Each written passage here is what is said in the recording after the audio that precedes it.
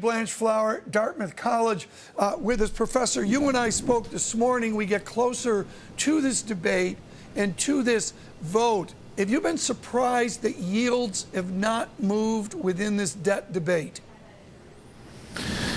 Yeah, they've been, if anything, they've headed down just a little bit. I mean, the assumption has to be that, I guess, that the market thinks this deal is going to be done. Perhaps it also thinks that with the austerity that's being pushed forward, the Fed's extended period is really going to be more extended than they already thought. Rates are going to remain really low, and perhaps prospects of QE. But yes, it appears that the bond markets think a deal is going to be done. I mean, essentially that the US is not going to default. But I guess the bottom line of all this is the US actually has the ability to pay back the debt that it has. The payments are low. It's not like Greece and Portugal. That's the issue. So I guess the bond markets haven't moved. Perhaps that's surprising. Yesterday's fall in the Dow was perhaps an indicator, but it's picked up again today on the jobless claims. Now, break exclusive. Sarah, put that up in the bottom. It's not like Greece and Portugal.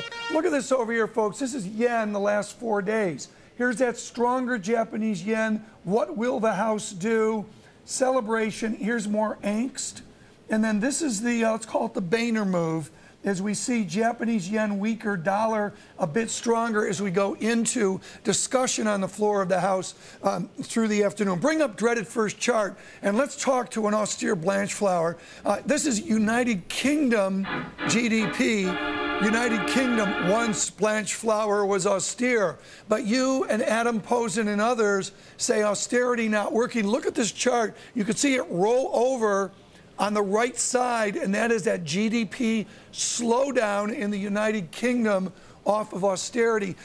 Professor, will we see austerity off of the House and the Senate and the President's actions in the coming day? Well, I think we're probably going to see moves to cut spending. The concern is that it'll cut it too early and it'll have a real effect. One of the things I think lessons that you learn from the UK actually is talk of austerity is actually what's driven the economy down. If you like, animal spirits have really taken a tumble, really before the austerity hits. So the worry is that loose talk and talk about, things that are going to come really affects business confidence and consumer confidence. So I think talk of austerity is actually causing many of the problems around the world, especially in the UK. Professor, you know Carlo Cottarelli's great work at the IMF with their team on their fiscal monitor. Well, here's our fiscal monitor. It's surveillance midday. Oh, beautiful for spacious debt. I'm sick of this chart. We've done it so much. But there it is, the boom up here, 75%. Well on our way, the IMF suggests, to 90 or 92%. What is the Blanchflower prescription to bring United Kingdom or United States debt in? How would you propose that we do this? Well, I absolutely agree. You have to have a realistic plan to get the debt down. I think it's been obviously too high. We have to have a plan to get it down over a 10 to 15-year period in a significant way. The problem is that it can't be in the way that compromises growth. And all the evidence we have from the countries that have actually implemented it, Ireland, Greece, Portugal, and now the UK, as soon as you start to do it or to talk about it, that compromises growth, that impacts government borrowing, and it really has a hurt on confidence. So you need to have a short-run plan to boost growth, backed around a long-run plan to deal with the debt. If you don't have both things, you are going to be in trouble. And I like Laura Tyson's view, which is infrastructure spend focused on jobs with a long-run package to get the debt down with a set of gateways. She talks about gateways on the unemployment rate, but you can't just cut and cut and cut irregardless of what happens to output and to jobs. You mentioned Laura Tyson with her work with various Democrat administrations, and some would say with your work within Bank of England and at Dartmouth College, there's a tilt here a little bit away from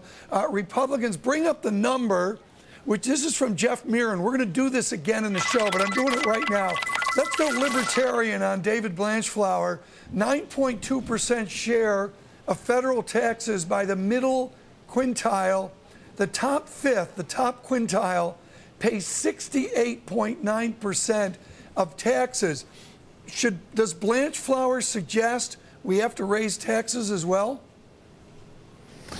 Well, it's going to be hard to do this without some tax raise, but that's really a political matter. I mean, I've said on your show lots of times, I think what we have to be is try to focus on raising certainty to the business community, cutting taxes to firms, particularly related to jobs, giving them incentives to hire. And it might well be that you're going to have to cut entitlements. I think economists' general view is if you can shift the federal spend to consumption, from consumption to investment, you know, right. The party's over. We have to start to move to investment. And I think that's something you could get economists in general to argue for. The issue of what's the relation between taxes and spending cuts. I think it's really a political matter, but it's about investment, creating growth and jobs, and improving certainty for firms. Break exclusion.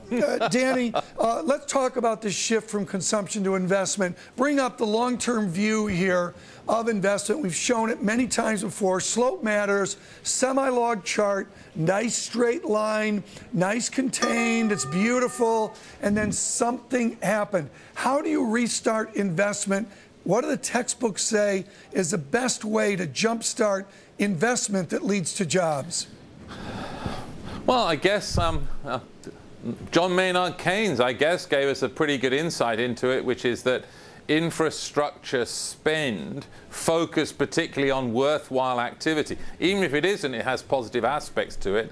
But I think that the argument being an infrastructure spend with a focus on job creation.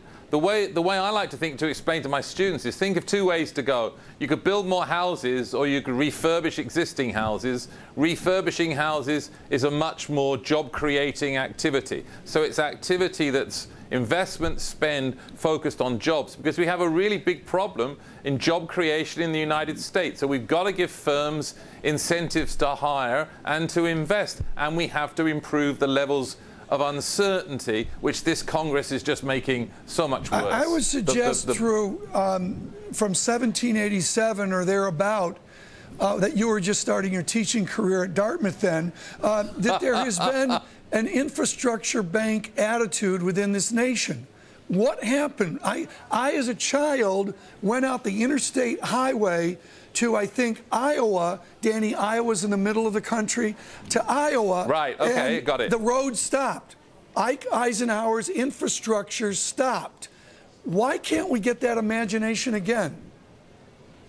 Well, I think in some ways we need to. I mean, I sit here in New Hampshire, and if I need to get to the coast of Maine, which is about 80 miles to the east of me, you have to go down a long way, down a freeway, and back up another one. And the other thing you focus on when you go around the world is that there are trains every place. We saw this week the Chinese train was derailed, but it was a fast bullet train. I mean, there are arguments now about investing, and that has, I mean, the idea is you invest in the infrastructure, but that pulls the private sector in. The private sector does the work. They hire the plumbers and the carpenters and all these folks who are unemployed. We've got to get the economy moving again, but I really think most important of all is to improve the level of confidence for businesses so that they know going forward that things are going to be okay. And this Congress and this fight is really about lowering that. I think the markets believe they'll get this thing done. They're just showing themselves unable to run economic policy or perhaps any other kind of policy. So this is really bad politics intervening on the economics from all sides. Get it done, raise the levels of uncertainty, tell firms it's okay to invest and move forward. Right. What a great conversation this morning. Let's get Danny Blanchflower's thoughts here. Earlier this morning, Julia Coronado of BNP Paribas and myself spoke with Carmen Reinhart of the Peterson Institute, of course, author of This Time is Different. We discussed Standard & Poor's interpretation of the country's willingness to take itself to the brink of default. The key word, willingness.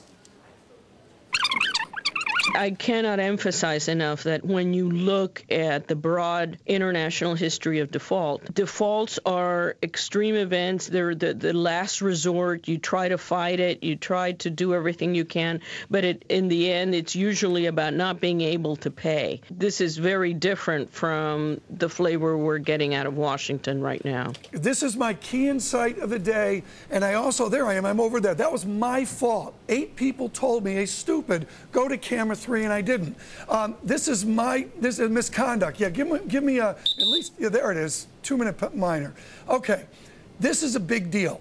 In the last 4 days soap opera that we've seen, this word willingness that Julia Coronado came from, and I heard it separately from Carmen Reinhart, is the key. Professor Blanchflower, this is a game changer that we have a portion of our elected society that's decided they are willing to not pay our bills. Do you agree with that?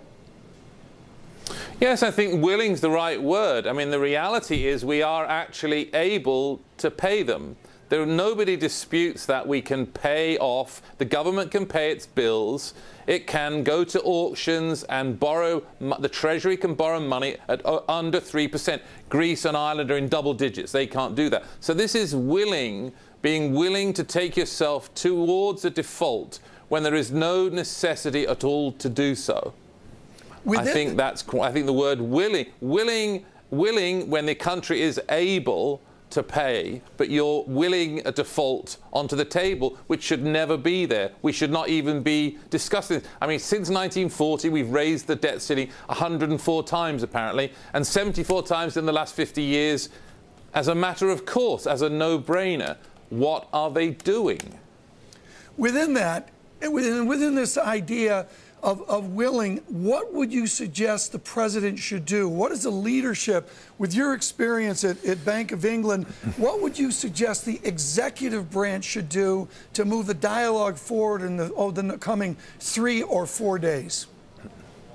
Well, I'm not a politician. I think the credibility of the House and the President is obviously being impacted here. One of the central things you do as a policymaker, think at the Bank of England, what you're trying to do is to maintain and establish your credibility. And what you're saying is, when the next event comes along, don't worry, folks, we'll get it done. Doesn't matter what it is, doesn't matter what's going on. You must have confidence in us that we will act positively and properly. So that to say to the president, go and sort this thing out, stop the posturing, you need to do a deal, right. And you need to find a way to reassure the markets that you're on top of your game and you're on top of this one. We cannot allow this to happen. It's about reassuring the markets, reassuring industry, not just that this will be fixed, right, but that going forward, you know what you're doing. Danny, I had a nightmare last night. You as chairman of the President's Council of Economic Advisors, I woke up in a cold sweat. Robert Rubin, the former Secretary of Treasury of the United States, America's success depends on a sound fiscal regime. Opponents of President Clinton's 1993 deficit reduction program, spelled as Blanchflower would spell it, also said that the tax increases almost entirely on the most affluent would lead to recession or worse. There is that fear of tax increases. I want to go back to this. That's the fear the right has. Tell us about tax increases. Where should we apply them? Well, again, this is, as an economist, where we should apply them is a political question in a sense. You and I have been at an event at Dartmouth where there's great concern is about the distribution of income, who's hurting, who is not hurting. Obviously, the big political potato now, and it's the same in the UK, where they're discussing whether you should lower the highest tax rate. Maybe in this case, the economics is trumped by the politics, because I think a big issue right now has to do with fairness. What's fair? What's the appropriate thing to do? So the right balance is not just a balance, but a technical balance between spending and taxes. It's actually about what people perceive to be fair, and probably at the moment giving tax breaks to the rich, or making the highest paid people benefit more than the rest. Probably not a great idea, partly because they're not creating jobs. Well, maybe it's set as a condition, it's job creating. We got to go, Danny. We got to go. Stop talking. Danny Blanchflower, thank you so much for time. But you told me it was a nightmare. Great, it's a nightmare. Great to see you. Danny Blanchflower from Dartmouth College with Perspective. There's his classic book. I promise to read it this summer after I read Michael Spence's book, The Wage Curve.